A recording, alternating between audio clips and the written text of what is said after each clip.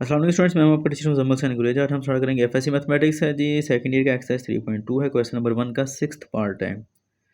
तो क्वेश्चन जो है वो सिंपल है, जैसे बाकी थे वैसे ये है।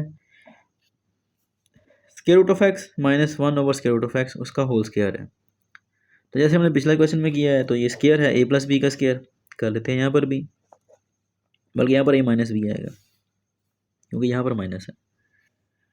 तो ये क्या होता है, A square plus B square, first term का स्क्वायर प्लस सेकंड टर्म का स्क्वायर, प्लस की बजाय यहाँ पर माइनस आएगा, 2a इंटू बी, यानी कि first term into second term.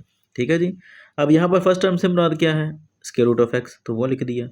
First term का स्क्वायर है तो यहाँ पर भी स्क्वायर आ गया, प्लस बी से मुराद क्या आ रही है हमारे यहाँ पर 1 over square root of X, तो उसका स्क्वायर है, यहाँ पर इसका भी ले लिया, प्लस 2। उसके बाद ए से मुराद क्या है, स्क्वायर रूट ऑफ एक्स, और बी से मुराद क्या है, 1 over square root of X. ठीक है जी। तो ये स्क्वायर रूट से कट गया, स्क्वायर रूट से कट गया। यहाँ पर ये देखें, ये पूरे का पूरा स्क्वायर रूट एक्स से कट जाएगा। ठीक है। तो यहाँ पर क्या बचा, एक्स, यहाँ पर क्या बचा 1 ओवर एक्स, और यहाँ पर सिर्फ 2 बचा बेचारा। अफसोस करने वाली बात है, सिर्फ एक बचा, 2, यानी कि एक ही चीज़ बची, 2। ठीक है।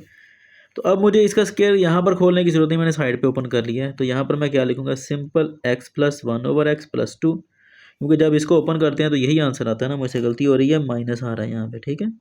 तो ये माइनस आना है इंटू डी एक्स। अब वही काम जो हम पहले करते हैं कि हमारे पास 3 टर्म्स हैं, तो हम इनको सेपरेटली इंटीग्रेट करेंगे। तो करते हैं start. Integral x D x plus, अब अगली की बारी आ गई, 1 over x D x minus, ये 2 मैं बाहर लिख रहा हूँ क्योंकि कांस्टेंट है। तो जब 2, अब यहाँ पर आपको पता कोई चीज़ ना हो तो 1 मल्टीप्लाई हो रहा है ना, तो हम यहाँ पर अब क्या लिखेंगे, 1 डी एक्स। ठीक है जी। 2 1 2 ही है ना, एक ही बात है। तो एक्स की पावर कितनी आ गई, 1। पावर को छोड़कर फंक्शन यानी कि एक्स का डेरिवेटिव क्या आता है, 1, वो यहाँ पर मौजूद है आगे। तो ये क्या लगेगा इसके ऊपर फार्मूला, कि पावर में एक ऐड और उसी के साथ ही डिवाइड।